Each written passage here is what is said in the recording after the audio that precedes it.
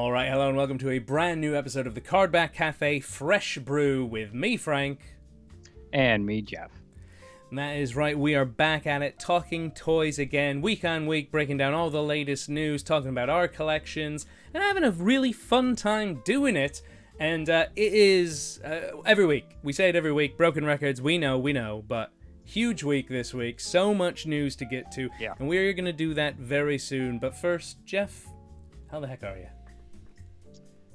Trying to stay cool right now, Frank. A little heat wave your end. Yeah, part of the heat wave here. Just high 90s for the past week. One of those things, you know, can't get comfortable inside, can't get comfortable outside. So surviving that, but outside of that, yeah, a lot of cool things happening this week. Went to my nephew's high school graduation, so that was. I feel old now. I feel really old now. Yeah, it's such a surreal experience, you know, especially because it's the first graduation I've sat through since, you know, ours. Wow. But yeah, just kind of have that other side, you know, that other side of the perspective, I guess, outside of the kid perspective. And so just sitting in the crowd and watching all these kids get their diploma and you know, start the next chapter of their, you know, young adult lives. It's just such a surreal thing is all I can say. Just thinking about, you know, how we felt in those moments in those chapters just kind of brought all those kind of emotions back. But it was cool, and very proud of my nephew. He was actually a valedictorian of his class, so wow. Gets it all from his uncle, of course, right? Of course. You know, Mr. Solid C over here. C+, come on now. Hey, we all cut our own paths the way we got to cut them, right? Yeah. But no, proud of the kid, and yeah, that was just a fun little thing to do this weekend. And then the wife is also off this week, so I'm getting excited about that. She always takes time off around this time because her birthday falls at the end of this month, and then obviously next week is the 4th, so it's like that thing where it's like she's technically got the next 2 weeks off because next week is just going to be like everyone's checked out. The 4th falls in like the middle of a week. She's taking Friday off. So yeah, just excited. Like I'm not off, but it feels like I have the week off too when she's home. Just that different energy in the air. So really excited about that. But outside of that, yeah, just trying to keep up with all this toy news. But yeah, how about you? Yeah, it's been fun. I mean, like, you've had a very busy week. I went back to work this past week, so it's a little bit of why, you know, this episode's coming a bit later. Obviously, we were both a bit busy this weekend, but also there was so much news, we sort of thought maybe we'd just delay it to the end of the weekend anyway, just to be safe. Right. And, you know, it's not like we've got millions of subscribers yet. I don't think anybody's necessarily stuck to the schedule, but yeah, I went back to work after a couple of weeks off, so I was away from the house for basically from Sunday to Sunday.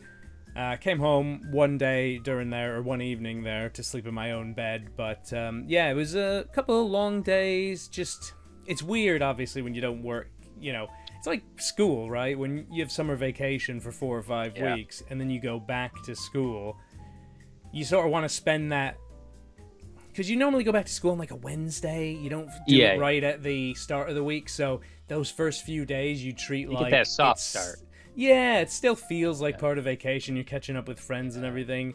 And there's a bit of that vibe when I go back to work after a few weeks off, only in my mind I'm taking a bit of an easy step to start it off. But really, it's actually quite hard from the start of these jobs. So my mind's wanting to do one thing, but the job requires something else. So it was a fine week. It's done. I'm glad it's done. I've got now another couple of days off before the next one starts. And yeah, besides that, again, building work continues. A couple more weeks of that. Apparently we might get some stairs put in this week or next, which is very exciting. The walls are going up there, very exciting. We're looking at paint samples, floor samples, getting quotes on shelves. it's all going to start coming together probably relatively soon. So looking forward to that. Besides that, yeah, just spend this week sort of getting back to a little bit of a normal routine with the dogs, with the missus, all that stuff. And toys. So many toys, Jeff. So, I mean, let's just get right into it. Like, let's skip the plugs. We'll save the plugs for later because so much news to get to this week. I don't even know where to start. Let me check my notes here. Let's see. I mean, it feels like we're going back already. Like it feels like a month ago, but it wasn't that long ago when the Hasbro team hit us even with a new Marvel Legends stream where they dropped a whole bunch of new info. So let's bring up just some of that here. The recap from the June 2024 live stream on Toy Arc here.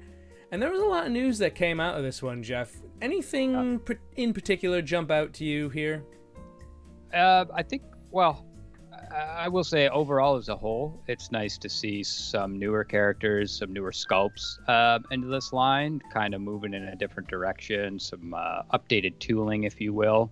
But yeah, there were a couple things that caught my eye that I think I could be tempted by, you know, one of which is her name? Oh my God, now her name escapes me. Is it Lily? It's not Lily. I think Lilith. I think Lily Munster when I see her because she's got that vibe, but she's cool. Obviously, what we're looking at here, he's awesome. That, to my understanding, is Odin is a brand new sculpt.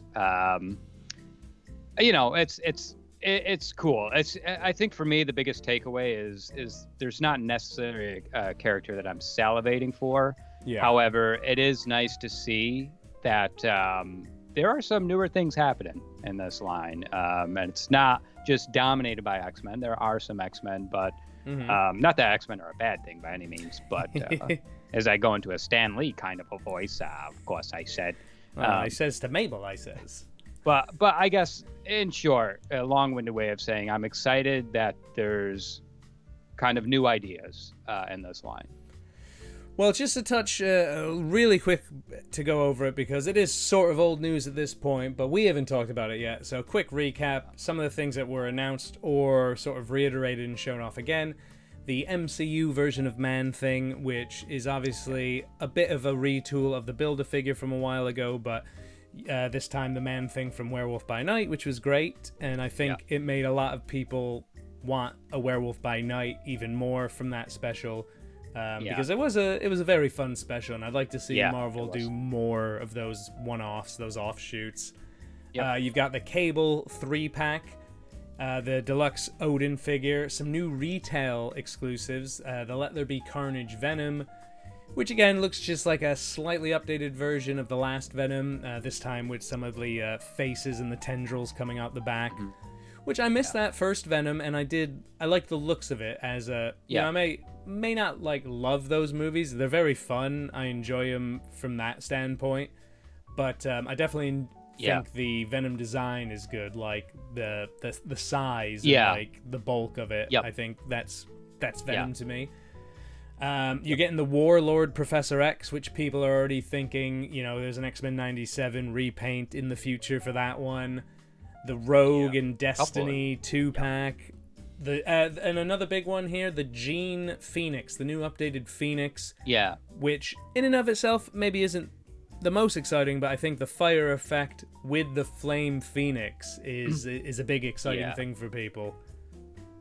That is cool. I mean, I bought the red variant of this character of Jean's. This one is tempting. I do like... because it's got more of a sinister head sculpt that it comes with as well, I believe, if I'm remembering correctly. Yeah, it looks like we've got sort of the smiling, normal Jean, but then you've got this one here, the which I like. Phoenix one, yeah. Yeah, they did this with the Storm that came in the 2-pack with, was it Thunder? No, I can't think of his name. Ooh. Wow. But it was nice to see like the Windblown. Forget that guy. That figure was terrible, anyways. But the storm figure was the standout. But I do like that we're getting these more dynamic sculpts, and that's something that I could if I were to get this figure, I can switch and swap on, whether I want to use it on the green body or the red body. But but love that display stand too. That's a very out of the Diamond Select playbook. It seems to have a cool build piece, which I like.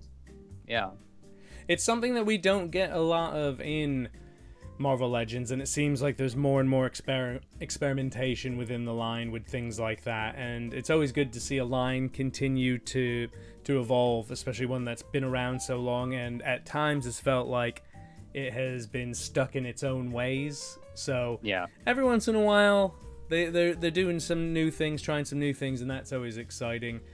The last big reveal, of course, was the Strange Tales Blackheart Build-A-Figure wave, which came with a Brother Voodoo, which could also be displayed as a Dr. Voodoo, Marvel's version of Dracula, Weapon of Vengeance Wolverine, or Helverine as he's called, Bloodstorm, Damian Hellstrom, which was going to be one of the stretch goals for the Engine of Vengeance, so it's quite interesting to see that one of those figures is now making its way to the main line, which probably gives fans hopes for a certain Mephisto at some point.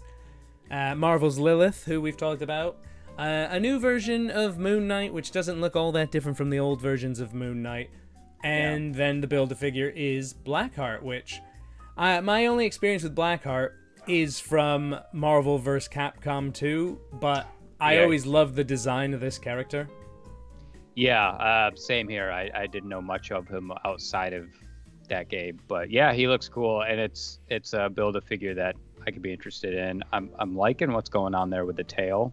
That's something I don't think we often see that kind of tooling in a Marvel Legends, so that is exciting.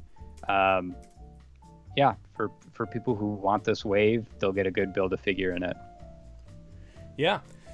So I mean, that was, that's just a brief overview of it. Again, it's been out there for a while. All the info is out there. Some stuff to get excited for. I would say the line itself, the Build-A-Figure wave, isn't a retail wave, so you're not going to find it on the shelves at Walmart. It is a sort of your online specialty stores wave, which is probably how they can get away with dealing some of these characters out, which probably aren't the best for being on a shelf in a big brand store. The info's out there. They're coming soon. Keep your eyes peeled, and more Marvel to come. There's always Marvel to come, including the next bit of news, which comes from Mondo, who we saw the teaser last week. Just at the end of the show, it came up, but now he's up for pre-order, and it is the Mondo 1/6 scale X-Men 97 Cyclops. And what is there to say at this point, Jeff, about these 1/6 scale X-Men figures? They look amazing. They look amazing. It's something I when it's all said and done, will I regret not going in on it from the jump? Bigger scale, but yeah, they look fantastic. And as we know, it was amazing to me that the upgrade for this figure was like $20, and of course that one sold out first. And this one, the other one, to my knowledge, is still available for pre-order. But yeah, he looks great. All the accessories are there. I like the size. They're doing a really good job. It kind of scares me if they go in this direction for real Ghostbusters, because they pretty much have my money there, and $220 a figure is it's $220 a figure, right? It's $220, yeah. It's a wave of Super 7 or a wave of 2 waves of Marvel Legends even. If these were... And I get it, they're bigger figures, they're 12 inches, thereabouts, depending on the character. That scale, I'm glad I don't collect that. I'm glad I'm, as like a mainstay. Like maybe the occasional random figure here and there, but if I was a 1/6 collector, I'd be in trouble because, at this point, how many of these figures do we have now? Like 5 or 6? And yeah, exactly. There you go. You're already over $1,000 into it. But yeah, there's 2 versions of it. The standard edition is up for pre-order now at $220, and then there was an exclusive version here, which comes with some additional accessories on the left here, some heads and beam effects, and of course the jacket and the arms. Classic bomber jacket. And that is limited to, I think, 1,500 pieces. So I'm not sure if that's actually sold out already or not. I'd have to do some research. Not, yeah. Probably because I can't actually see it on their site, and it would make sense. It would go quick, wouldn't it? And I would just think if I'm going to go in on this, I'm going to pay that extra $20 to get this if it's available, just to have those options, you know. And any figure that comes with a cup of coffee is a winner in our books, I think. Yeah, exactly. So, yeah, definitely. Hey, if you're a fan and a collector of that line, big news for you. Very exciting. Yeah. Luckily for us, we get to sort of stand on the sidelines and just watch. Yeah. And hope that when the news comes out about Real Ghostbusters in a few weeks, you know, hopefully... I mean, the Real Ghostbusters are going to be, I guess, more in the 1/12th scale, so... Yeah. Hopefully it's... I mean, there's supposed to be 2-packs, so I could almost see it being like a $200 2-pack if the accessories say it, which is also a bit scary. Yeah. Time will tell. Time will tell, and I'm scared to find out. But let's keep it going with some stuff out of Walmart. We all love Walmart. People love Walmart and their exclusives. Walmart. Love Walmart. Get paint at 2 in the morning at Walmart. You can get it. Yeah, get it all, including some horror-themed figures. So apparently, this is... I don't know if this has been confirmed. Some the figures have been revealed. Some of the figures have been revealed, but... Yeah. NECA Toys and the website Bloody Disgusting, which, you know what, I go to it for horror movie news from time to time. Oldie but a goodie. Yeah, it's been around. Apparently, teaming up to do a horror shop at Walmart this summer. So probably like a little section of the collectibles section called the horror shop.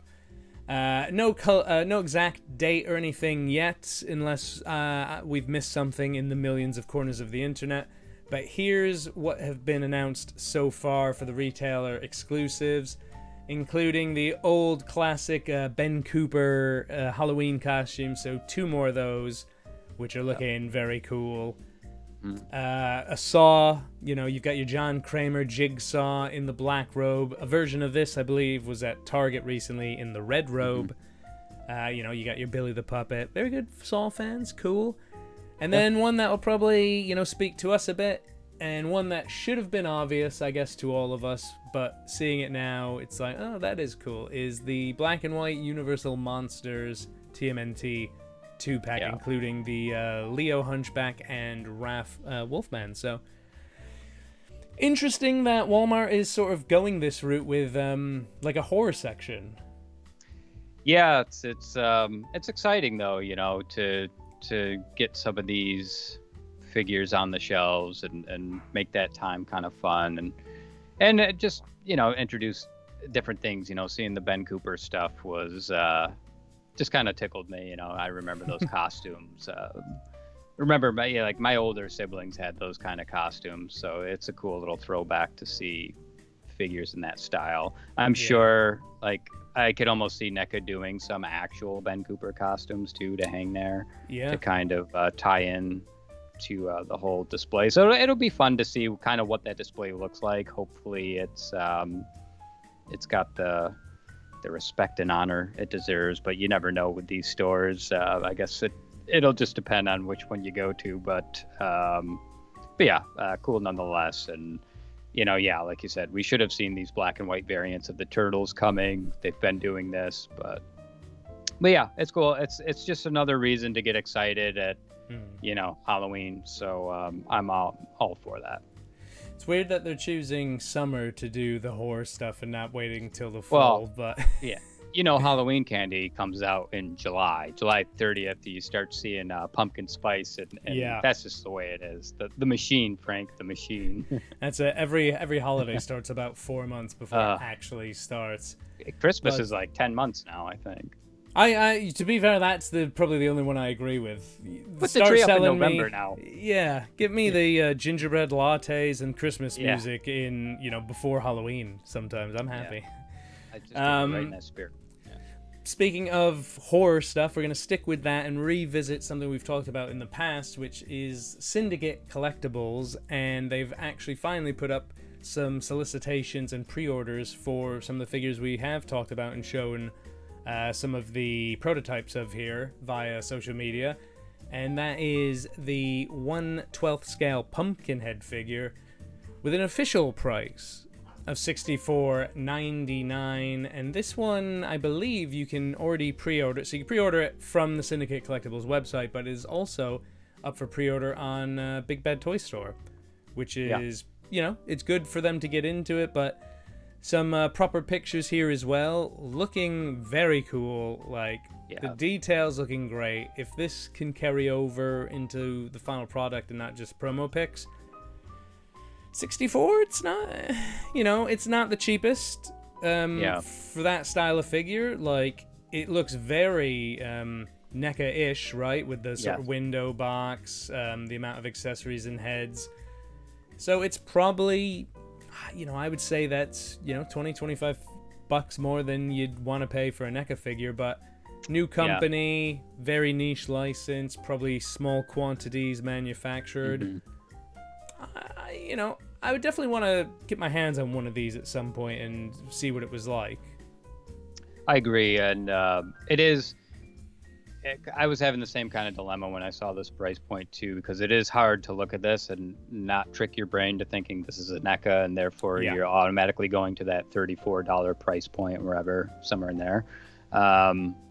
But yeah, I mean, the details there, the sculpt is all there, the accessories, it's fair. I like different heads. It's all right. And as you said, to maybe support a company that's just trying to launch into this market, definitely interested. Haven't made any final decisions yet, but it is a cool character too, and so niche, and only one like it now that's out at the moment. Idle hands could potentially. They're always to your demise, so who knows. But I do like it, and if it supports a good company, good cause, okay, so be it. 64 it is. And I don't think as well, like with a new company, they're not. Well, I wouldn't think anyway. I wouldn't think it's a good business practice to come out the gate and overcharge just to make money. It is probably, a startup company paying for licenses, again, limited quantities, production runs. Like, they are probably still not making much of a profit on this. I don't know. Maybe they are money-loving people and they're overcharging. But I like to think everything I've seen from Syndicate Collectibles seems like they want to get in this for the long haul and actually provide fans with characters they've not had in figure form before. So I'm hoping this does well. And whether you get it on Syndicate Collectibles website or Big Bad Toy Store, go after it. 9 inches tall, this Pumpkinhead, 38 points of articulation as well, and obviously a couple different heads, hands, and the big cross. So something to look forward to. And another figure they've revealed, which is up for pre-order as well on their website. Last I checked, it wasn't on Big Bad yet, and that is the 1/12 figure for the Howling, which we had an early look at before. And this still seems like an early look. It still seems like a render, but it gives you a very good idea of what you're going for here. Also, strangely, $5 less than the other one, which is, I find interesting that things aren't all at the same price point.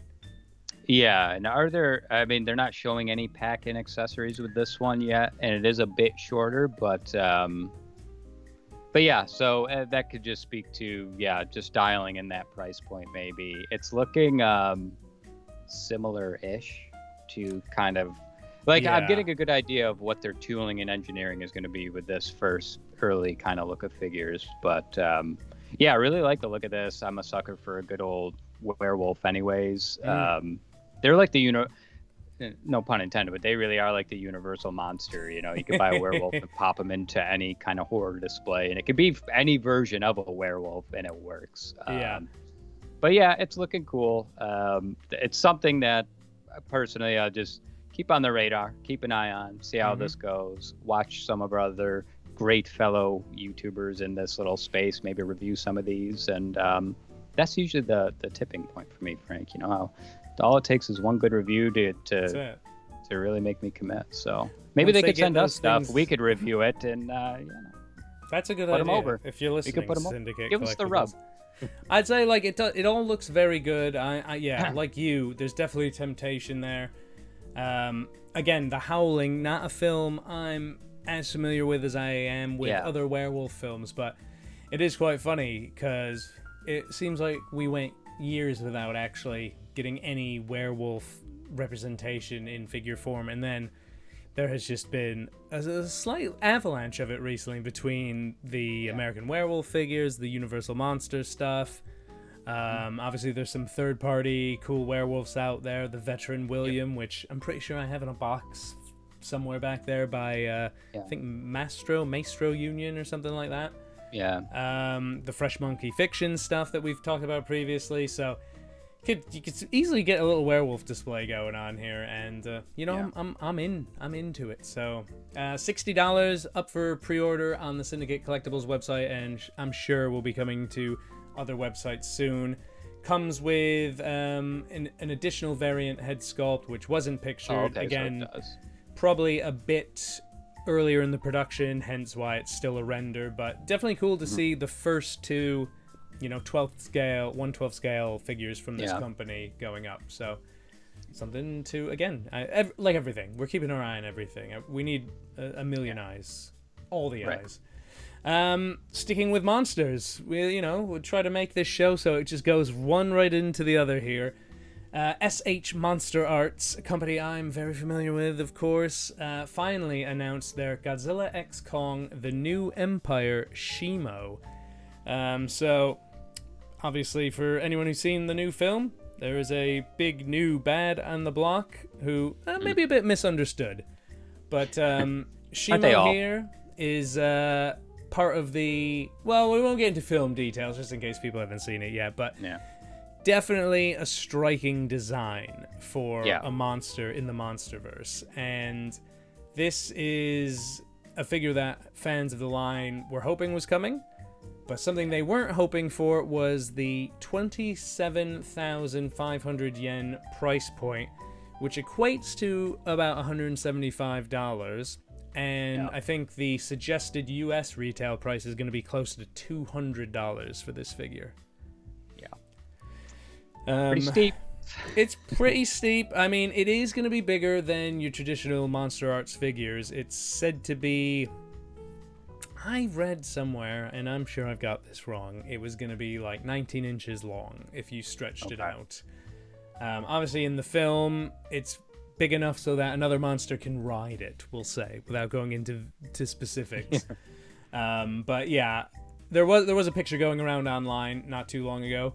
I'll probably magically edit in somewhere here, where at a recent show they had an image of the Monster Arts Kong and the Monster Arts Godzilla next to a cutout of the figure that was meant to be in scale, so you can get an idea of the sense of the size of it. But the price is pretty rough. The figure looks good, but the thing that makes it rough is that not too long ago, Hiya Toys revealed their version of Shimo, which is $60 and meant to be, I think, a bit smaller, but still in the general scale of a Monster Arts figure. And if you ask me, it looks so much better with the shading and the weathering and the detailing. A little wash goes a long way, and just little paint touches adds so much more of a cinematic look to it. So 60 or 200, take your pick. Yeah.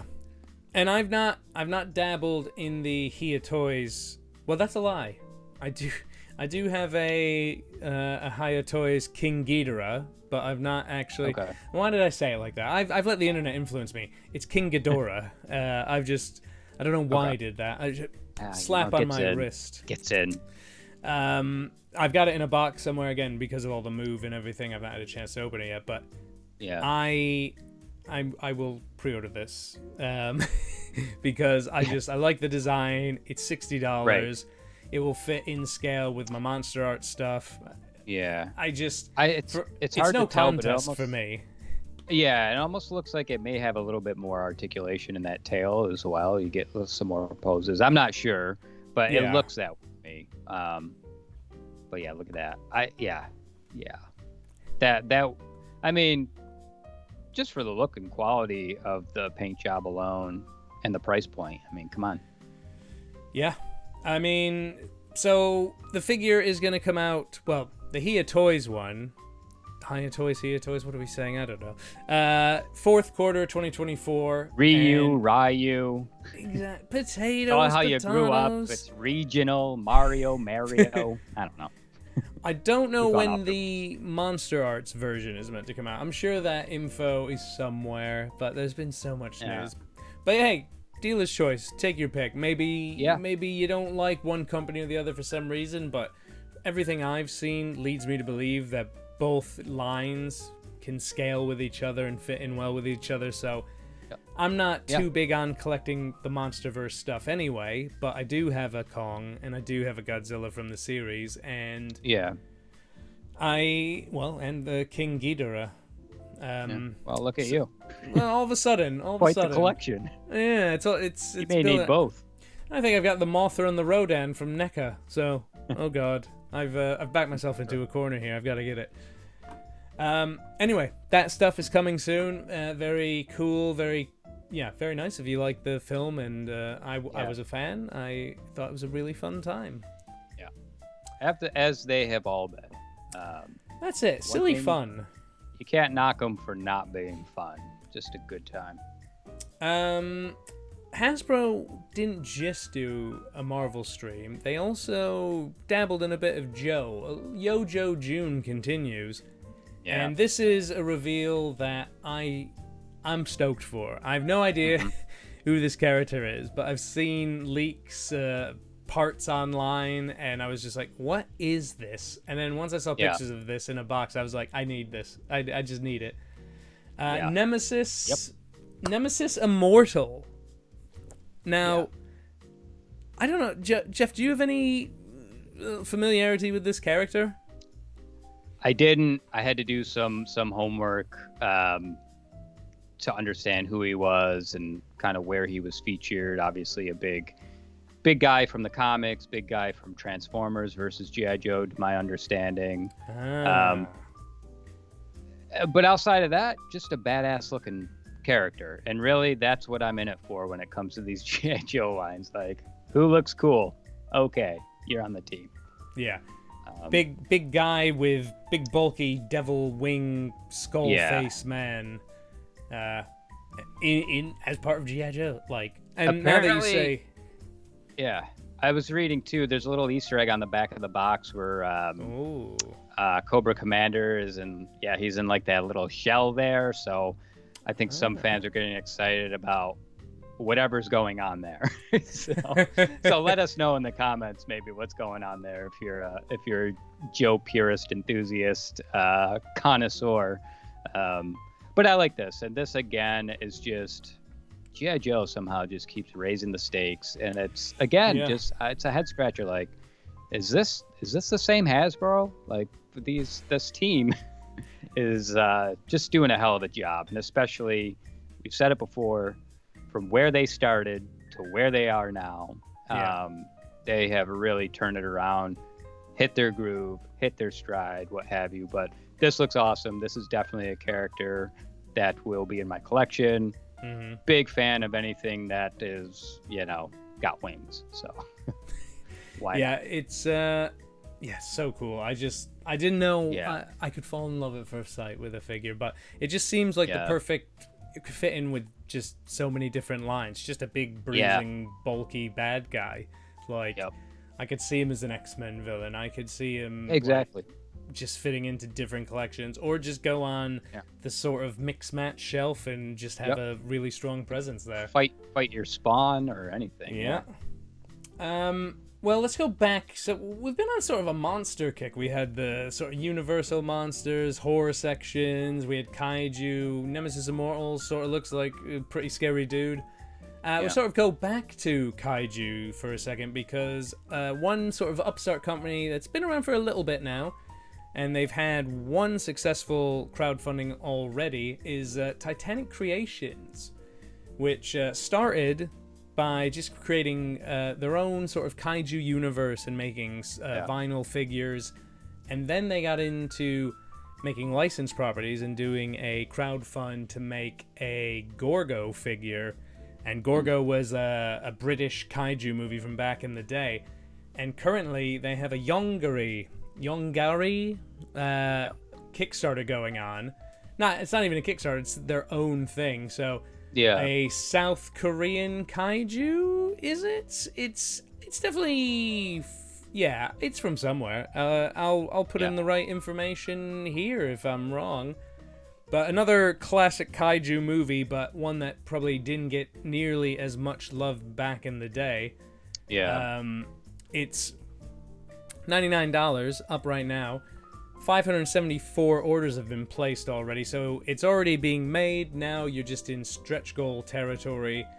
I think there's 2 more stretch goals to go. 600 sells, gets a gate add-on, and 700 gets a destructible bridge. So all very cool if you're a fan of that movie, but what's also pretty interesting is Titanic Creations has also teased that they will soon be putting up sort of another Kickstarter-ish thing for their own original creation, and that is this big bad here, who is Titanicus. Apparently a kaiju responsible for sinking the Titanic. Yeah, I was reading about this. I hadn't really... I'm not really familiar with this company until you posted this link, so I was kind of seeing what they were all about, and it's cool how they do their own kind of comic books and then tie-ins with making the figures for them. But I was reading this. Yeah. This is just right up both our alleys, I think. Like Titanicus, it's such a fun kind of name, the fun backstory, and just everything. And you know, it's got me interested for sure to like maybe even buy some of those $30 characters that they're doing just to see. They really do capture the charm of some of the animations from these, some of the older movies and films. But yeah, their big baddie, they're kind of seems like this is going to be their poster child maybe for moving forward. They're like mascot. Yeah. This is looking good. I mean, I've come close to getting the vinyls in the past. Yeah. Again, because they're not very expensive. You can still get them on the website. So, TitanicCreations.com or something like that. But so this Titanicus articulated figure, along the lines, and I think, before the Gorgo came out, people didn't know what to think of this company. Is this a fake thing? Is it a trick? What's the quality going to be? The Gorgo hit people's hands, and people seem to have really liked it. And this Yongari now also seems to be going the right way. So if that's all to base it off of, this looks like it'll fit in well with your Monster Arts collectibles. 7 inches tall, 13 inches long. Again, $99.99 is going to be the price point. And they'll need 500 pre-orders to do it, and they'll also probably do stretch goals, which unlock various accessories. But once that goes up, I probably won't get into... I was tempted by Gorgo because I remember watching it a lot as a kid. Maybe not a lot, but a few times it was on. It was like, oh, this isn't Godzilla, but he's cool. Yeah. Yongari, I never came across it as a kid, like flipping through sci-fi channels. Right. So not super connected to it. We had like 20 channels back in our day. Back in the day. Channels. Listen here, if you didn't kids. see Godzilla on AMC, it was going to be hard to find. Yeah, and that was only maybe in October of the years when it was like the horror-thons or whatever. Yeah. And I never thought Godzilla was horror. I mean, maybe the first one was pretty horrific.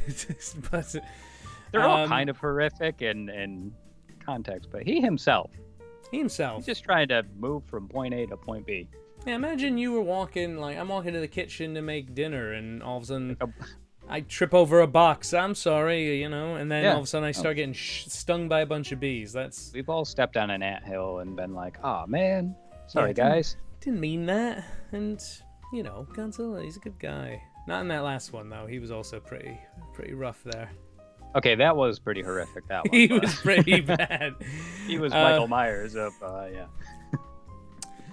So overseas as well, there's been a trade show going on, or a convention going on even. Smile Fest 2024, put on, I believe, by the Good Smile Company, makers of Nendroids and Figma, and all around seem like they know what they're doing. So a few reveals, I mean, probably hundreds of reveals, but let's just touch on a few that might interest us, or, you know, just seem quite cool. And I've never even played this game, Jeff, but this Pikmin Nendroid, because we've talked about Nendroid before on the podcast back in the day.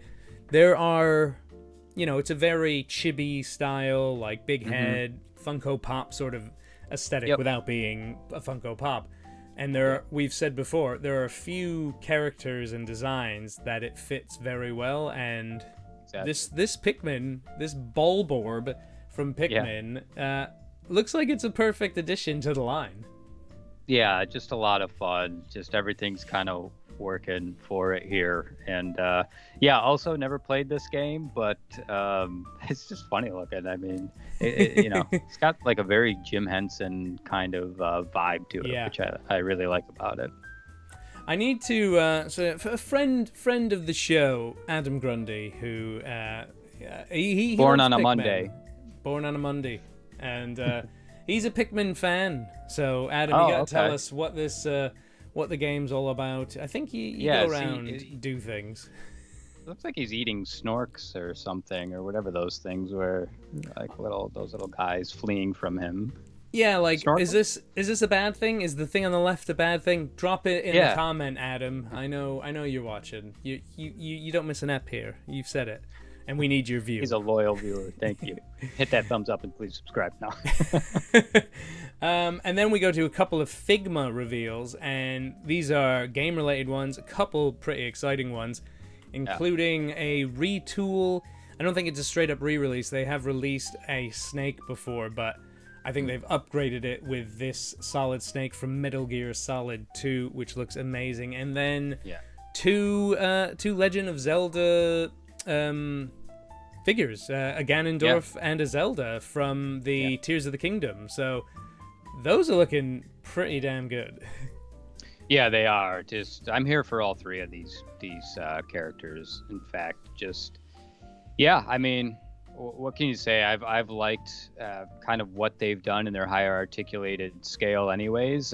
Just the paint's there, it's all working. It's generally a good affordable price point and a good kind of line where, you know, you pick and choose who you like, and, you know, like a Figure Arts or a Mayfex. And I'm there for that. I could pay a little bit more if I know that I got a pretty good Snake here. And I don't need another one after this. That's it. I mean, my one thing with Figma has always been I've been tempted by a lot of their figures, but when you put a Figma next to a Figure Arts, the Figma they're always like $30 or $40 more expensive, and it's not apples for oranges. But I get, you know, different companies that run different ways. But when you see sort of two highly articulated, highly detailed import figures, and one just seemed like Chainsaw Man, for instance. Figma's had some Chainsaw Man figures. Figure Arts have had some Chainsaw Man figures. Yep. I think the Figma ones scale a bit smaller, maybe come with more accessories, but to me, they both look the part. Yeah. Like, if I had a Figma or a Figure Arts version, I'd be happy. Yet the Figma versions cost, that sort of $40, $50 more, which...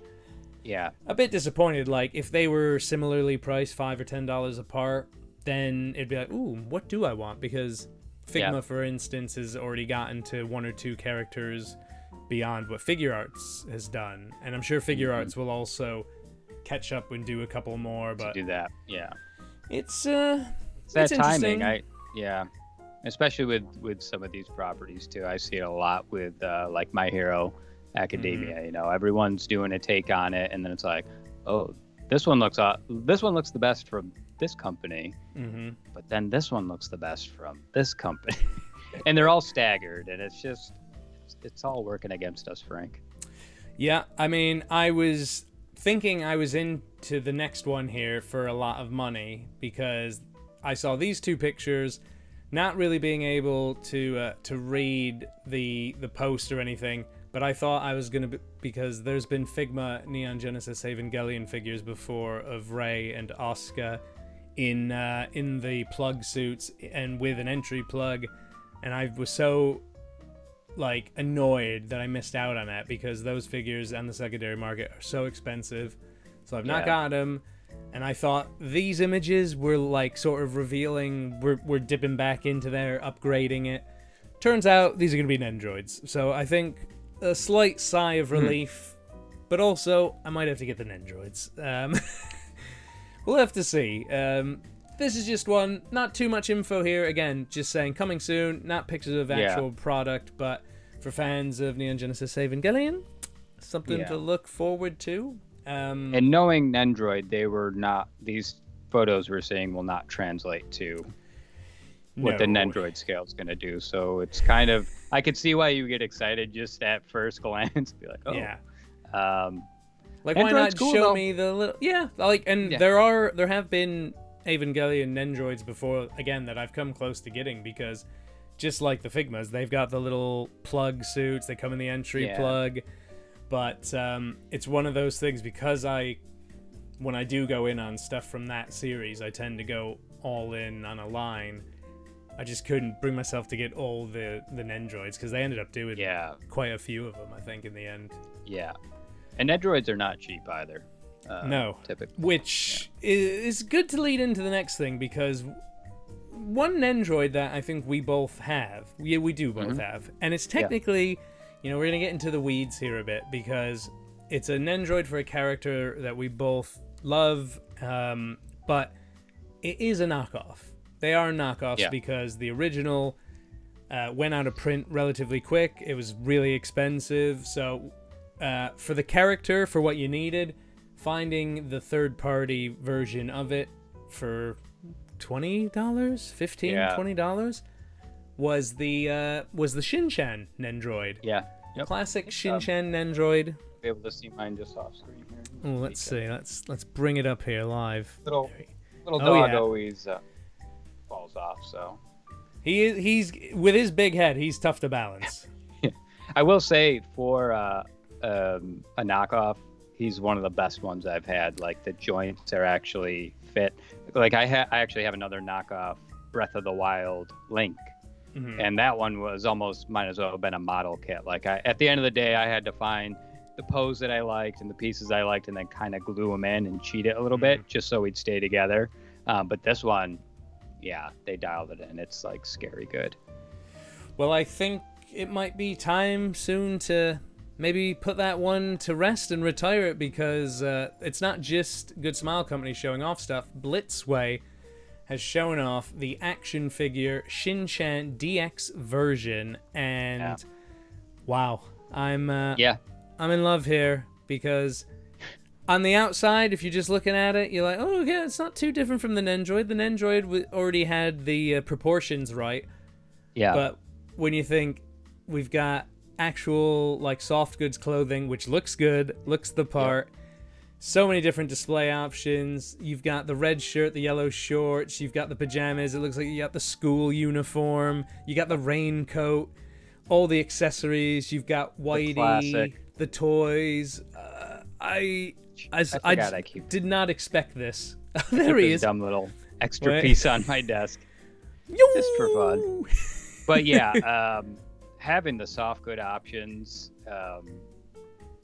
Man. It's kind of a no-brainer, I think.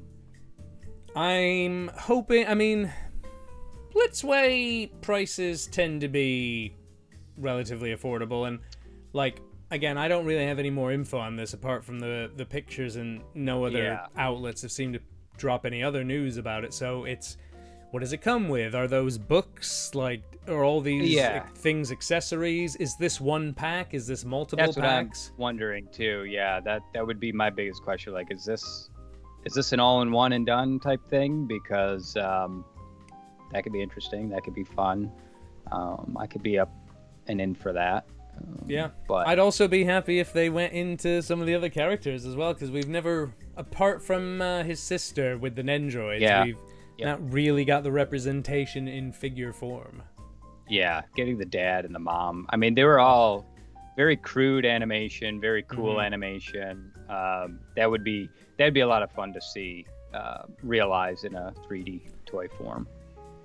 Oh, I can't wait. So hopefully we'll have more info about that sooner rather than later. And I'm sure there's a hell of a lot more news coming out of Smile Fest, but so there's been so much, like, between social media, like Twitter, Instagram, everything, it's been a bombardment of finding things, and it's like if we talked about everything this week, we would be here for 5 hours. Easily. Even my Google headlines now, when I first open a browser, it's all toy stuff, toy news now, because I've just been reading so much, looking up so much, that it's like, oh, you'll like this, and it's like, oh yeah, I do, down the rabbit hole. Yeah, you know, you got me. Something I think we're both liking is going back into some SDCC exclusive news now, and NECA dropped a couple of new bombshells, but let's start with the first one, which is Captain Impressive from Dinosaurs. So Earl Sinclair as Captain Impressive will be an SDCC exclusive, and I have to admit, when I saw this news, I did not remember this episode. No, not neither did I, and I feel like I've done my due diligence and watched a lot of these reruns since they've been on Disney. Did not come across this episode, did not remember this episode, but boy, it's a fun looking figure. And again, like the Shin-Chan, there's a lot of soft goods on here, to the point where it feels like you could take pretty much that whole costume off, except maybe the feet, you know? Yeah. And not that you'd want like a naked Earl Sinclair walking around, but it would be interesting. Put them in with your Godzilla and let them mix it up a little bit. But it is cool. I mean, that first sculpt in of itself was incredible. You know, just a fun line. It's cool to see they're going deeper in this line, but wondering if maybe we'll see more of the family at when San Diego Comic-Con actually hits in a month. I've already vented off camera about this whole reveal thing a month in advance. Yeah. But I really have high hopes for what's going to happen a month from now. Well, it seems like with Dinosaurs especially, like this is already going to be the third version of Earl Sinclair, including the version from his work, which I think is starting to hit now. Hasn't even... I think it's been now officially revealed, but people are finding it in shops already.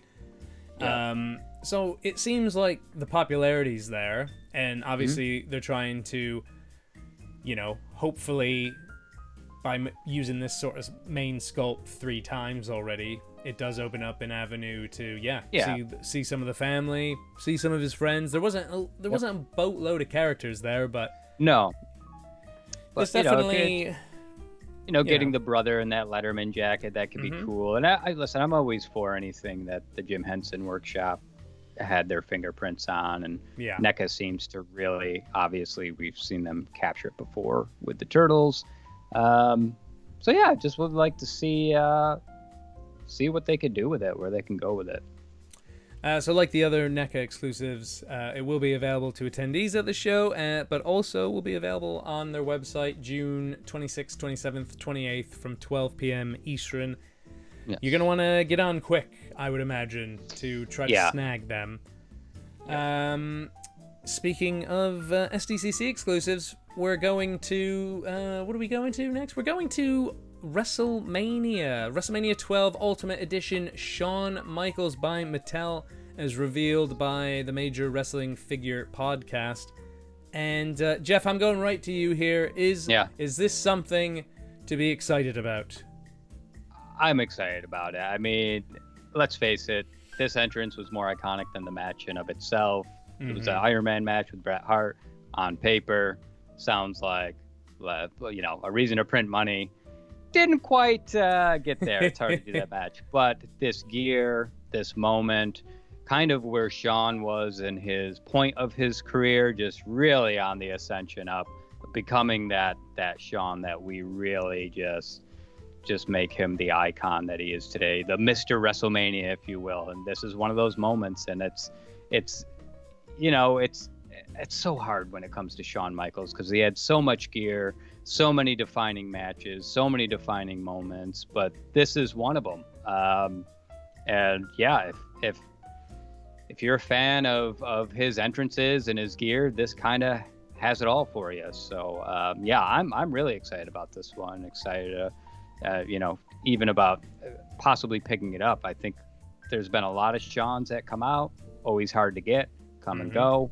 I have a couple of them that I bought, not from this era. They're kind of that pre-Shawn Michaels era where he was still had the little mullet thing going and the glasses. Like, he was just coming into this Mr. Showstopper. So yeah, I'm definitely always jonesing for this era of Shawn Michaels. And yeah, it's fun. It's also fun to see Mattel kind of mix it up a little bit with something like this. So it's going to be available on the Mattel Creations website July 25th, 9 a.m. Pacific time. Again, if you want it, you're going to have to get on there quick. $45. Let's have a quick look here. Everything he comes with, as we say, sort of an iconic set of ring gear. I love that he's got a couple different ponytails. Sean really wants that back now, too. Yeah, Sean wishes in real life. A little plug-in hair. You could tell that hair could just pop right off now. But yeah, no, definitely it looks like a good... I just love that he comes with the little zip line thing as well. That too, yeah. And anybody who has a nice ring display or anything, I mean, that's something I would totally do if I had a nice spread where I could have Sean hanging from the display. You could almost have him like Pee-wee's Big Adventure, start of the movie, making the breakfast thing, like a, yeah, right. a machine where he just gets reset all the time. He like sets it off. Down. Yeah, drops the toast in the toaster. That could be cool to do in the toy room if I sling up a little string and just have Sean on it. Like, instead of Elf on the Shelf, it'll be Sean on the string, and like we'll just go around the house and be in different poses and screwing different guys over every day, brother. Yeah. Well, he wasn't rubbing the only... someone the wrong way. He wasn't the only tough guy that Mattel Creations put up for San Diego Comic-Con sort of reveal that will be pre-sale soon. Because Ripster is going to be coming out with A Shark Among Us. And I gotta be honest, I don't have the first wave of these yet. I'm looking forward to getting my hands on them. So I'm actually quite pleased that they've decided to sort of go in on a Comic-Con exclusive, because I hope that means they've got faith to keep pushing this beyond potentially 2 waves and maybe give us more characters and more versions. But God, I love again, soft goods is making a comeback. I went a while hating soft goods, and this little pleather jacket, it looks good. The glasses, the pool stick. It's really something to see, too, companies like Hasbro, McFarlane, and Mattel dabble more with the soft goods. And actually tool it well as compared to, like, obviously you'd see nice soft goods with your Mezcos or with your higher premium toys. Mafex does it. But yeah, great to see this line going. I'm really, I think my pre-order for that first wave should be coming in. I want to say it says like July 2nd, that first weekend of July. But this is something, I'm just so excited to get my hands on. I have not held a Street Sharks toy since probably childhood. As you and I both know, I'm sure a lot of our listeners know, to go down the rabbit hole on eBay and try to buy vintage ones. It's a fool's game. It's so expensive, and it's just all over the place. So yeah, I'm really excited to get my hands on these newer sculpts and see where they go with it. There's just so much potential there. They could even create more new characters out of it, wacky creations. Sky's the limit. I mean, and maybe if it does well enough, they even sort of do a upgraded version of Extreme Dinosaurs, which was a series that completely went by me as a kid. I don't know how, because dinosaurs were top of the pile for me. Yeah, those toys too. I've looked for, and same deal. But yeah.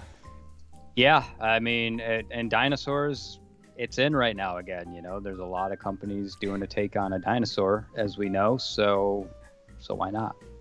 That Ripster will be $40, and again, going up on sale July 25th at 9 a.m. Pacific time. So look forward to that. A couple more real quick SDCC exclusives. The loyal subjects have hit us. They've hit us hard. Of course. I lost my train of thought for a second. But yeah, loyal subjects They hit dropping you so hard. a few. That's it. It knocked my head off kilter here. But yeah, loyal subjects coming here with a couple of exclusives. Some of these figures have been seen or revealed. The normal versions of them out in the wild, but some of them are new to me. It looks like we're going to be getting an SDCC, BST, AXN, GITD, Shredder, Dark Leonardo, Janika, and Foot Elite. And I've got, a version of this Shredder, which I quite love.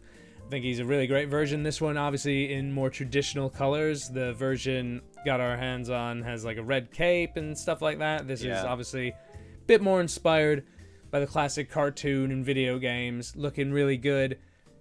This Dark Leonardo, not familiar with it in the comics, but love this design. And definitely like a one-off I feel like I can get and, not... I was going to say, it's not like I don't collect them, because I do have the 4 turtles and the Shredder, so he can fit right in with those, I guess. Yeah, there's a place. That's what's been fun about this line. I mean, they make... When the figure's really good and really interesting, it's fun to pick up, and they've been affordable. And for the most part... a big sell as well, Yeah, and pretty available, too, which is another big sell whenever... I remember when they came out, was it the SDCC exclusive last year? The IDW turtles that they made. Yes. It was IDW, right?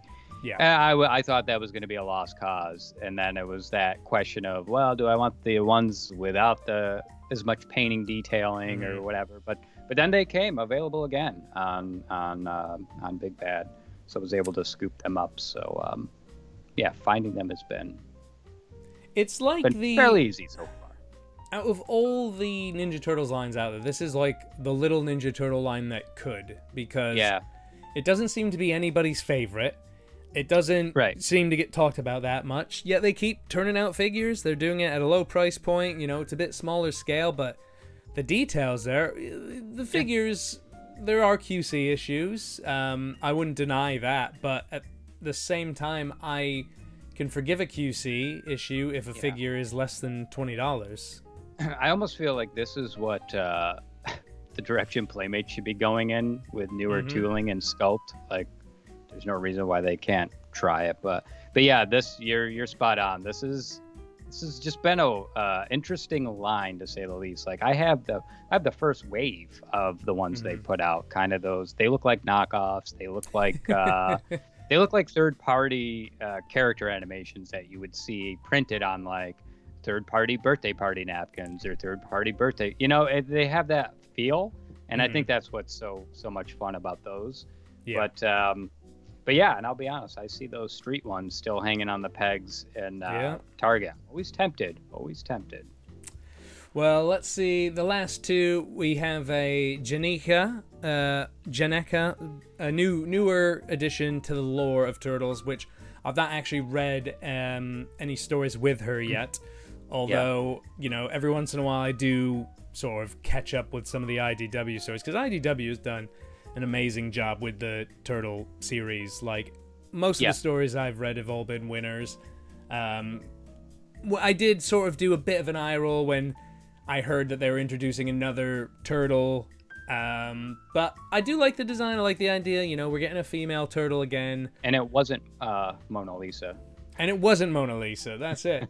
But then I'm pretty sure IDW also brought back Venus in some form. Mona Lisa was the little lizard. That's right. Yeah. But I thought, Mona Lisa was the a lizard. Of somebody. Yes. Of Raph. Venus was, Venus. And Venus de Milo was Next Mutation. See how impactful they were. Exactly. They came late, though. They came late in the game, to be fair.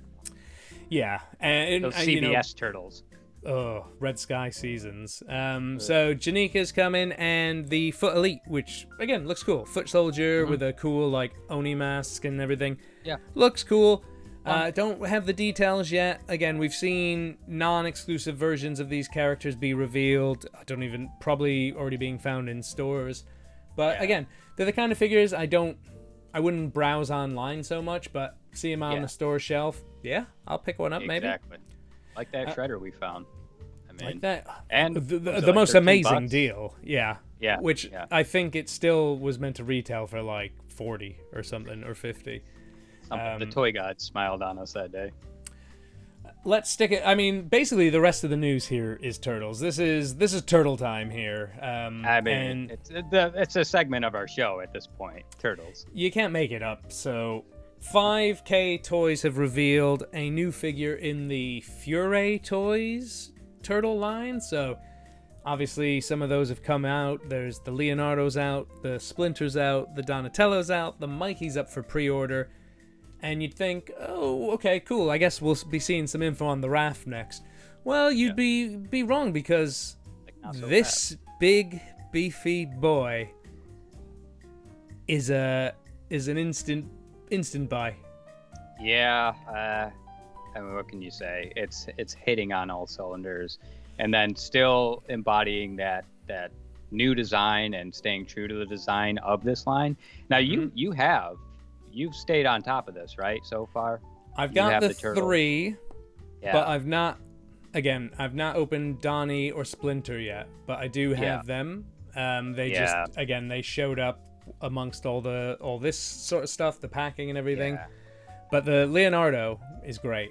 They're very small. They're like about 5 inches. They're, sort of almost the classic size, but the articulation, the sculpting, the paint, it's great. Even the various design options, the alternate designs, like Leonardo, we're talking third parties. They straddle the line between, IP infringement, and they have interesting ways around that. So for those not familiar, they sort of sell them as one thing, looking one way, but they give you bonus parts to make them look more familiar to you. But the bonus parts are pretty cool. Yeah. Exactly. Yeah, this is going to be a line that I regret not going in on at the ground level, but I'm a sucker for Bebop and Rocksteady, so I think this is kind of where I start things and just kind of pick and choose from here. But it is funny to see how heavily they leaned into this one, especially. It seems like this one really just stands out. But the detail, I mean, it looks like a real flesh bowl of belly right there hanging over his belt. I love that they've taken, it looks like, design inspiration from not only the original cartoons, but also some of the newer IDW comics, and also even the second Michael Bay one. I was going to say it. There's a little Michael Bay in there, yeah. Or Seamus. Yeah. And I thought, there's a lot of things to dislike about those movies, but that second one was fun, and the designs for Bebop and Rocksteady were great. And Krang. I think I stand by it a bit. If you start that franchise with the second movie, things have been different. Mm-hmm. And like we said about the way that they go about with the different designs, it does look like this will sort of come looking one way, but probably come with some swappable parts. So this is the other look. Yeah. Which is a old school sort of Japanese samurai armor version, and also just cool. Their whole they're so creative in taking one thing, making it into something completely different, but that completely different thing isn't useless. It actually has value as well. It's just a cool pig monster for, that could fit in with so many different waves, so many different toy lines, I should say. Yeah. And especially within its own, if I'm displaying this line, this might be the one version I go with, because it fits so nicely into that kind of different style. Yeah. But I'm not, so I will just display with the regular Bebop style for now. And that's what's also good. As you say, you've not dabbled in it yet, but you don't have to have the turtles. You don't have to have if you get Bebop and Rocksteady, they can fit in with amongst your turtle collection. It does give me hope now because I think a lot of people who followed this line wasn't too sure if they were going to keep it up. So seeing Bebop gives me hope. We'll have a Rocksteady before long, and ideally a Shredder. And then that would be torture if we never get a Rocksteady, if they just end it here. I would cry. I would weep over that. Well, look at it. Bucky O'Hare does it all the time, so. Super 7 have decided to get back in the Turtles game with Ultimates Wave 12, and this is one line that won't finish before you can get all the main characters, because they've sort of bucked the trend here and decided Wave 12, 2003 Turtles, the full reveal, and the wave is just each of the Turtles. So we could probably spend 30 or 40 minutes unpacking all of this. But what are your initial thoughts, Jeff? I like them. I do like them overall. I think they did a good job capturing the essence of that show.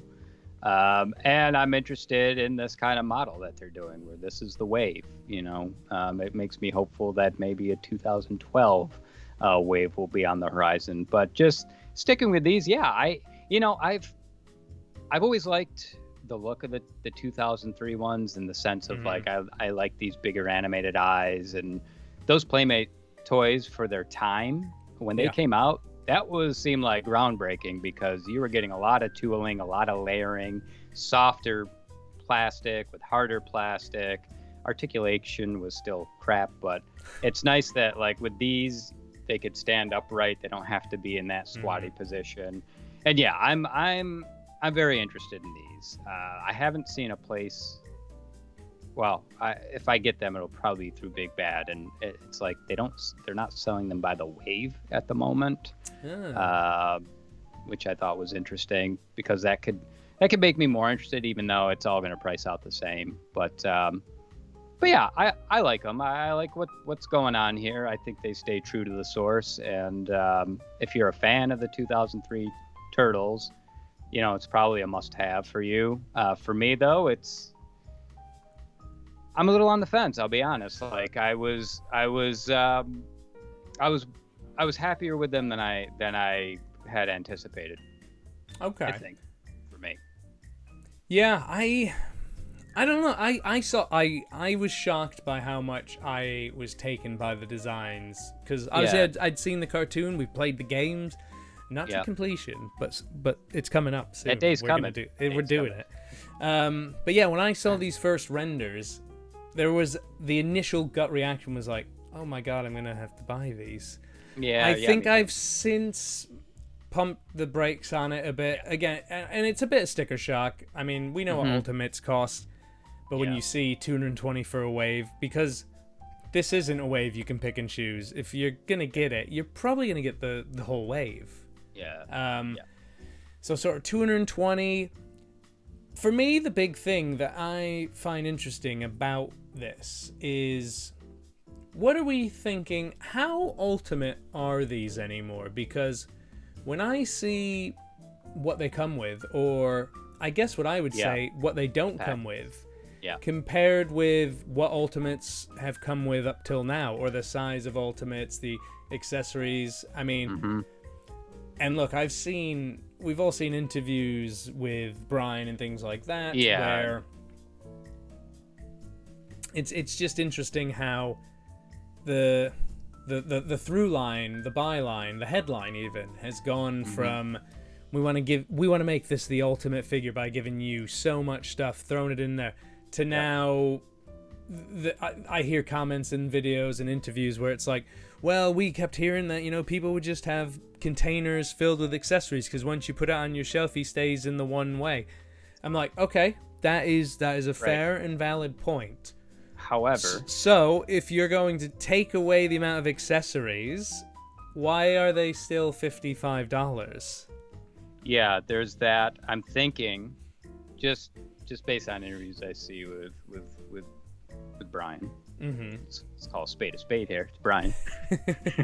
I'm wondering if they're going to say, well, there's updated articulation with these, which again, I don't know if I see how dynamic I can make these. Maybe that's the point.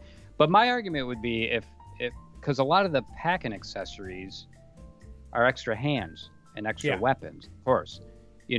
One thing I've enjoyed about NECA is they give you set pieces to decorate with, in addition to the hands, in addition to this. So, yeah, it would be cool. That is one thing I thought while browsing these. I was kind of like, well, that's it. And I was confused, too, when they showed the 4-pack of alternate heads. Kind of like, are those going to come with them, or is this something I got to get different? But, how about Donatello comes with the eyeball of Baxter Stockman in the case? Like, that's a direction you can go with. Kind of make...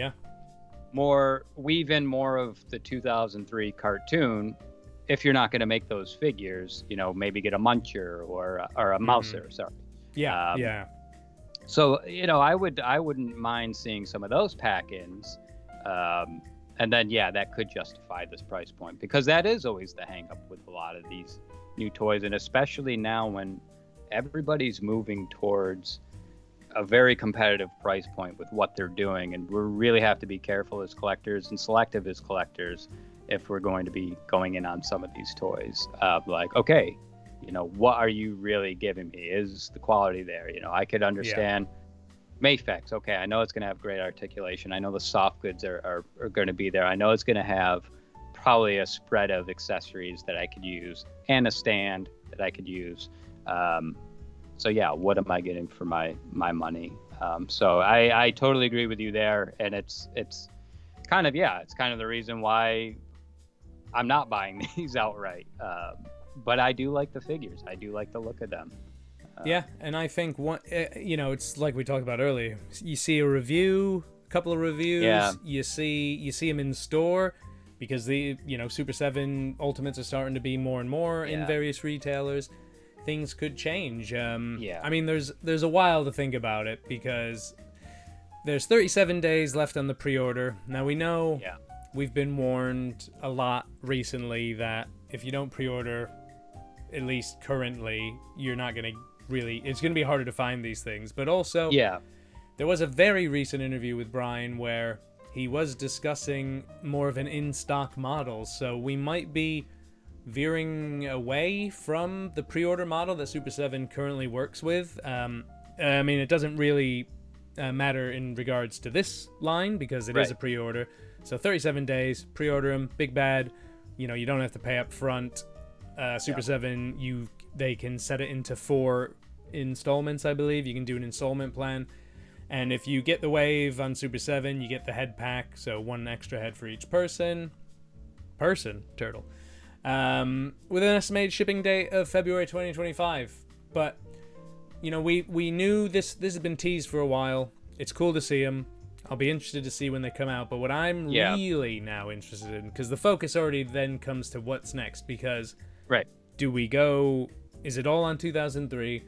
Is it characters from that? Or do we dip back into the original line? Because there's so many holes. Has that gone away completely? Is there different versions of the Turtles that Super 7 might do? Like, from Wave 12, once we're past that, when we get to a potential Wave 13, that will be a very interesting time. If we even get a Wave 13. I know. And there is a lot left on the field there, especially because they came out with that Zach Neutrino, and it's like, I can't just buy a Zach, right? Gotta get the other 2. Well, let's finish the news, and keeping it with Turtles, because Super 7 dropped their news. One more SDCC exclusive. NECA maybe saved the best for last, would we say? It's close. But the TMNT Mirage first appearance set, the 2-pack here, with the Eastman and Laird inspired first Turtles. And we've known some of these have been teased. I think we've seen parts and pieces and behind the scene pictures and stuff like that. We sort of knew something was going to happen at some point, but seeing them now that we have these Playmates, those weird sketch versions which are based on a completely another piece of art, but I didn't think I would want them as much as I do. I mean, does it get much better than does anyone do it better than NECA when it comes to translating a 2D sketch to a figure form? Yeah, I love that this is a 2-pack as well. So you kind of pick it up. It's something I feel too I could happily display in the box, just in the window, have it up. Yep. It's cool. It's all there. But yeah, to take out and just continue to build that kind of classic display. You know, obviously we have the knockoff turtles that they did years and years and years ago at this point.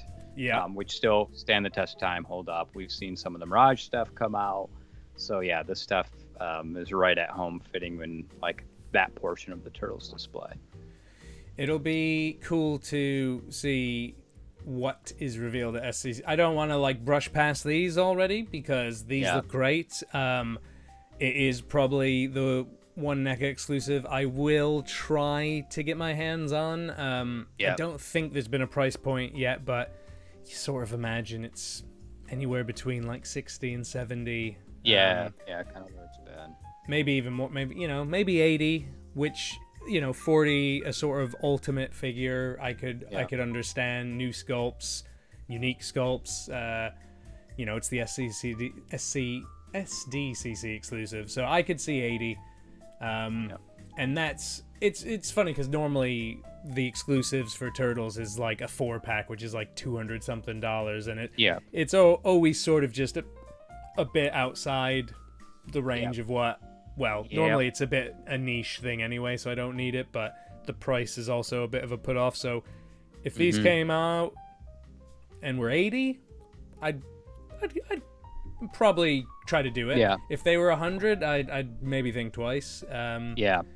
But that's neither here nor there. They look great. They look amazing. Really keen to hopefully get these. I mean, hopefully we'll also maybe get like repaints down the line, because I know when Mondo did like a bigger version of the Eastman turtle, they had various ones, black and white. They had with the red bandana, they had with the orange bandana because it was meant to be, Michelangelo technically. But yeah, looking good. Like all the exclusives, June 26th through 28th, you'll have a chance a day on their website. I would think these would be the ones that are going to go very quick. You've probably got minutes, if that. Yeah, exactly. Just a great 2-pack. Both characters count here. Well, let's have a quick look. Both versions, I should say. That was the news, and we know there's a lot more news because we had Joe Fest this week, which I don't even think we've dipped into it all. There was the rest of the Good Smile convention. There's just everybody's dropping as much news as they can at the minute. So real quick, we've done this live sort of the last 2 or 3 weeks, and there's been news. So here we are on Twitter again. Call it X if you want, not us. You can follow us at Cardback where we're a bit lively, but let's check in with our main man with all the news all the time, Praeternia. That number one in the search. Yeah, I mean, that's it. The man is a gift to this thing that we call toy. Anything else popping up here? A little quick squiz. Couple of new Mafex reveals, which, it's funny that they're still sticking with Black Adam, but take that movie out of this. It's quite a nice Dr. Fate. It's a great looking fig. And you get Pierce Brosnan head for something else. You can make your James Bond customs. And of course, we've got Spider-Man from Far From Home in his advanced suit, so looking good there. Nothing else really. Oh, there's the Pierce Brosnan head. There he is. Older Mr. Bond. Old Mr. Bond, or you can do a custom for Mamma Mia, I guess. Or Mrs. Doubtfire. Oh, here we go. Another werewolf. The Fresh Monkey Fiction Operation Monster Force 1/12 Scale Deluxe Kilowog Night Hunter up for pre-order now. $85 on Big Bad Toy Store. And this is, I think it's like a team effort with the Maestro Union one. So they're the same company who made the Veteran William. It looks like it's pretty much the same sculpt with added parts, different paint, all that. looks really cool. Definitely a nice addition to the werewolves. Some more Fresh Monkey fiction reveals Longbox heroes, including the Tick, Grendel, Madman, Mage. All the news. All the news. Yeah. I think that's about it, though, for news. So, again, follow us at CardbackC on Twitter. Follow Praeternia on Twitter, because if you just want the news without an hour and a half of us jabbering about it, that's the way to do it. You should probably follow us both, though, because I like to think we have something to add to this community, Jeff. Yeah, I think so. And one of those things is the thing we do every week, which, to be fair, I don't see. I guess people do this, but we bring it all together: news, collections, all that. 3 P's time: purchases, pre-orders, and pickups for the week. Yeah. Well, a quick little rundown of all those, and maybe showing off 1 or 2 from each. So, Jeff. Yeah. Hit us up. God, let's see. I don't even know what happened this week. I kind of blacked out in a bit. I got to see if I even... All right. So, actually, surprisingly, no pre-orders this week. I don't think I went in on pre-orders at the moment.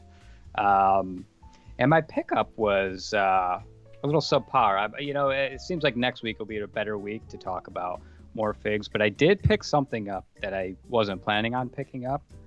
From a company that I just about phased out of everything. But this week, my pickup comes from Funko. Oh. When I stroll in the Target aisles, and I saw these 2 little boys in a little amazing. Funko form.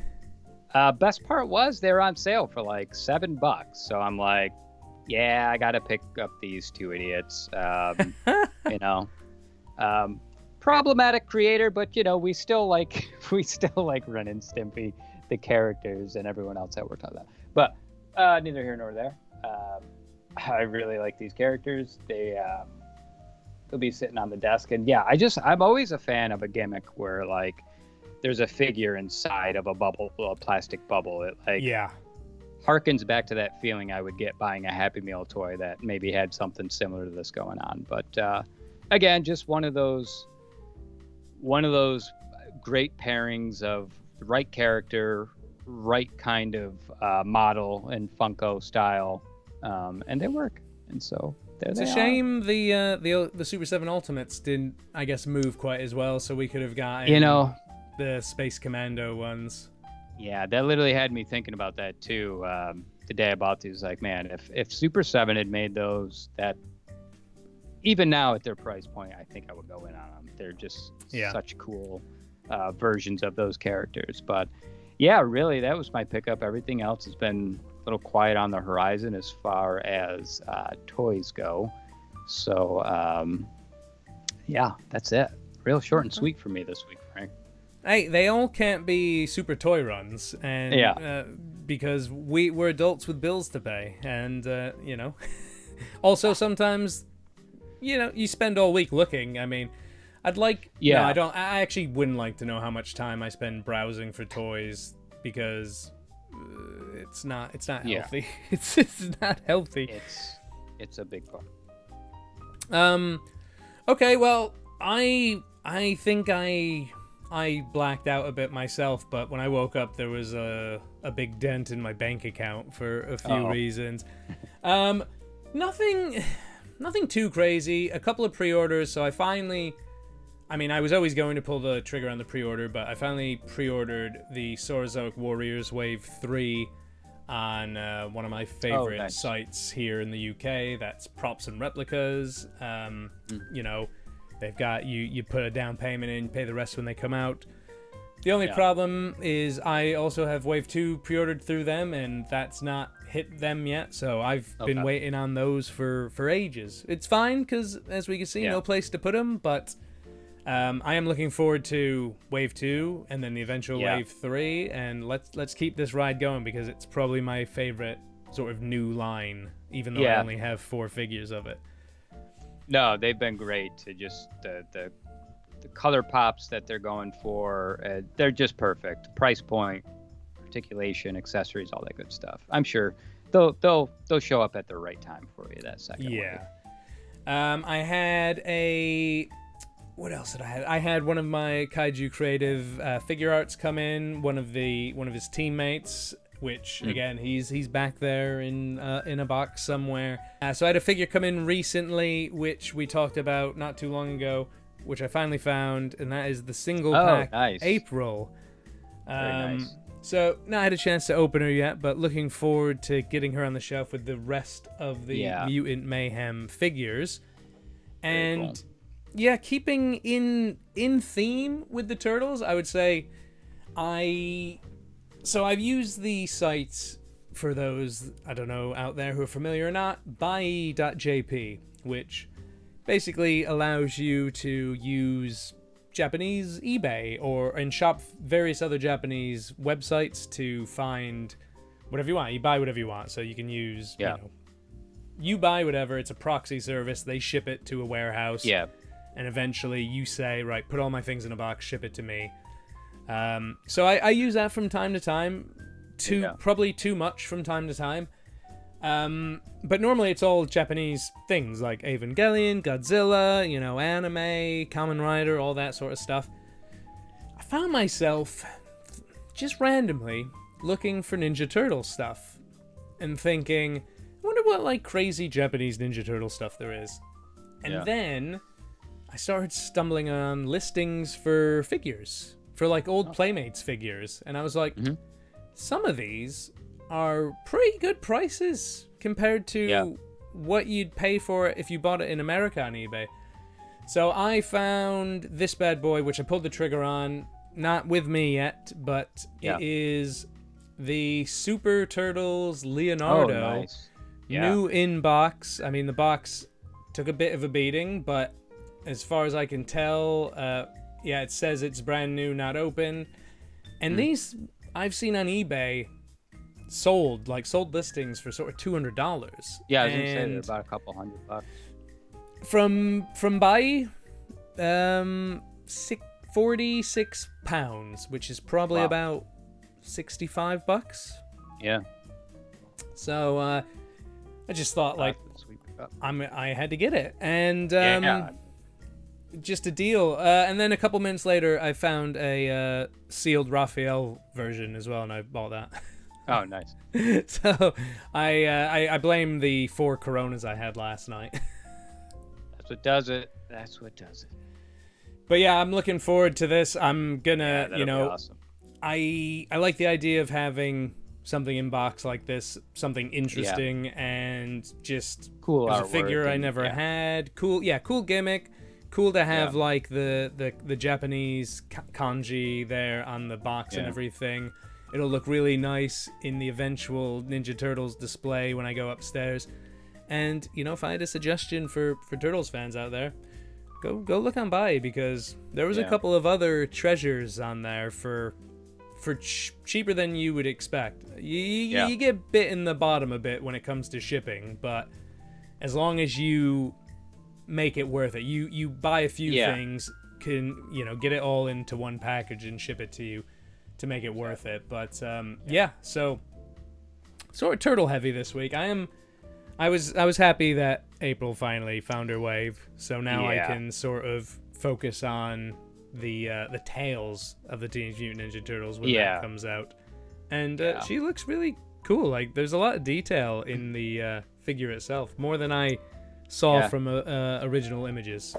So yeah, it looks good. I think my best bet here right now is eBay, buying her for around $20. So well, you not might bad. It'll sting a little bit. We'll touch base before I come back to the States, because she was quite easy to get and only about £10. So okay, right off of Amazon as well. So yeah, Ninja Turtles. It was a lot of Ninja Turtles. Very exciting stuff. Real quick, the show is almost over. That's a lot of news. It was a lot of purchases, pre-orders, and pickups. Jeff, anything outside the box you want to suggest or are looking forward to this week?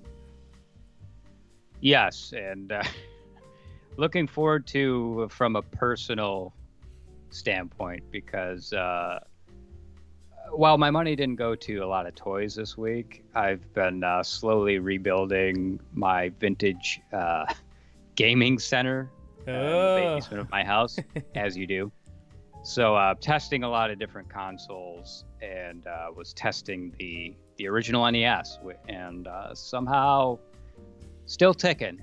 Amazing. So I was shopping for some vintage NES games that were lost over the years, that I don't have from childhood, and went back. So this week I may have overindulged a bit, but I ended up buying Dr. Mario. I bought Blades of Steel. I bought a repro of the Bucky O'Hare game, because to buy the original cart is just insane. It's like anywhere from $200, $300. And then I got a fourth one in there. Oh, Bubble Bobble. I bought Bubble Bobble. Classic. So I pretty much bought 4 NES games, got out of it for about like $40, which I thought was pretty good. I'll say to be tested and working. I actually got the Dr. Mario today, and I bought that from Amazon. I almost think that's a repro as well. It just seems like it, but everything plays well. So I also love that we live in this time where people could make repros of cards and sell them for like $20. And kind of keep the spirit of that original gaming going. So I'm excited this week to kind of get down there and play some Nintendo classics. Things that, they're hard. They're behind a paywall now, Frank, to play some of these old games. So to have the original hard physical media copy, played it in the way that it should be played, if you will, I'm excited about that, because, we've seen... you got to have Nintendo Switch Online, but not all the games you want to play are there. I think Xbox owns a good portion of that library now. And PlayStation may have a good some of those classic games. I've been scouting and buying that. So a little selfish. Nothing I could really recommend. If you have an old Nintendo, I say go out and buy games and have that. Play some retro games this week. Or if you find yourself in my neighborhood, give a knock on my door. We could play a little Dr. Mario. But that was really the outside of the box stuff. Just kind of, listen, I'm a hoarder at the end of the day, and toys takes up the biggest portion, but video games, movies, and that stuff also eats into that pie chart. So, excited to get some vintage gaming. And the Bucky O'Hare game is a game I've only ever played on emulation. And I haven't played it in a while, but I remember really, really enjoying the game. So I'll be excited to kind of dig into that one. And also, it's a journey that you'll be on, because part of this whole going back to gaming is like finally beating the games that I played as a kid. So like Mickey Mania's on that list, Rolo's on that list, all these games that I would just play the same levels over and over and over and never beat. Finally going to have my way with them, I hope. I like it. I'm looking forward to when I get a chance to come and visit and get into some gaming. Yeah. It's a whole disgusting 80s living room set up in the basement right now, but wouldn't have any. Hey, it's your house. Hey, you do you do you. And that's what it is. Yeah, if I had a basement, that's exactly what would be happening. It'd be the arcade vibe. That's what we, because as when we were growing up, we could only experience that for little slivers of time. Yeah. Whereas now you can own it. It's yours. So. Yeah. I could eat pizza, watch cartoons all day, and play video games all day. Live your life. Very exciting. Okay. For me, I don't know. There's not nothing massive jumping out to me. I really want to watch the new Ultraman animated film that's on Netflix. Which I've heard is very good. Which you don't really hear about Netflix original films too much. I did recently watch that Hitman movie, which everyone was like, this is amazing, this is great. It was fine. It's fine. No, It was okay. But I wouldn't write home about it. But yeah, as far as that, I've been watching... I've been keeping up with Kaiju number 8, and it is very good at the minute. Again, I'll keep singing its praises. I know I sound like a broken record with a lot of things, but Kaiju number 8... Still trying to finish Dave the Diver. Obviously, I've been away with work for a bit, but I've taken my way through that, and the Godzilla DLC was really fun. Yeah. I don't know. They finally showed off. I don't know. Is there any more games that I'm looking forward to? I feel like I should have an answer for this, a better answer for this. There's movies coming out. I'm sure there's movies coming out. I am interested in that Silent Hill remake coming out. I'm intrigued by that because I never played Silent Hill. That's my only thing. I think I played one game on the PS2. But if it's anything like what we've seen with Resident Evil, I'm sure it's unfair, but that's going to be the biggest comparison I think a lot of people make. Like, how is this remake compared to that? But if it's close to that, I'm looking. I just like a good, thrilling, spooky game, and I never know why, because you're playing these games and like your anxiety's amped up, and you're waiting and just waiting to be jump scared, and you're like, why do I play this? Like, what about this do I really like? Yeah, it's not a relaxing time. No, but, not at all. So not too much outside the box this week, but definitely enough to keep me occupied while work was going on. My finger will be more on the pulse this week when I'm just sitting at home, not doing much. But yeah, that's basically the show tonight, everybody. Yeah. It was a long one. I said it last week. I've said it in previous weeks. Probably the longest yet. But I blame the insane amount of news, and I actually do hope the news slows down a bit going into next week, because this was crazy. But just a quick reminder to everybody to give us a follow over on Instagram if you're on that platform. We're posting pictures of our figs, letting you know when new episodes of this drop. We are the Cardback Cafe over on Instagram. There we go. Look at our picks. Yeah, some Kamen Rider, some Street Fighter, some DC, some WWE. We touch all the corners. All the corners. And obviously Kaiju Creative. That is where you are watching this right now, so you probably don't need too much of a reminder.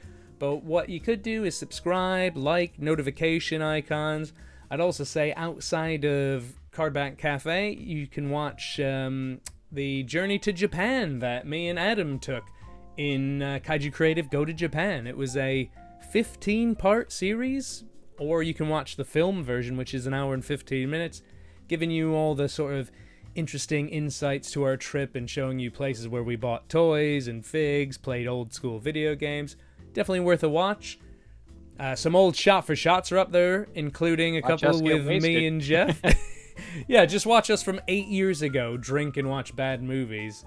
But there's all sorts to watch on Kaiju Creative, so give it a follow, and we're gonna keep adding more stuff. Again, we're gonna expand out of just doing this. I say just, there's a lot, but we're gonna, hopefully we'll be doing reviews, we'll be doing collection videos, and when me and Jeff get together this summer, we'll be doing some toy hunts and other exciting things like that. So lots to keep track of. But Jeff, it has been great, a great way to end the weekend. Always. And for the people watching, a great way to hopefully start your week. Yeah, your Monday morning, Monday afternoon. That's what we're here for. A bit of light entertainment that you put on in the background and just look at pictures of toys and hear some passionate people talking about them. And Jeff, say it all the time, but wouldn't do it with anyone else. You love talking toys with you. I love just talking, right? We've been friends for a long time. Yeah. We could just, like a good driving car, just get in and drive. A safe set of hands, like I like it. Thanks everybody out there for watching this episode of the Cardback Cafe Fresh Brew. We will be back next week. Someday, probably Saturday, but who knows? We'll keep you on your toes for these first few, because it's getting to that busy time of the summer. But yes, thank you everybody. Like, follow, subscribe, all that good stuff. Jeff, thank you as always, and everybody, we will see you next time. Bye bye. Have a good week. We had an in-sync salute there as well.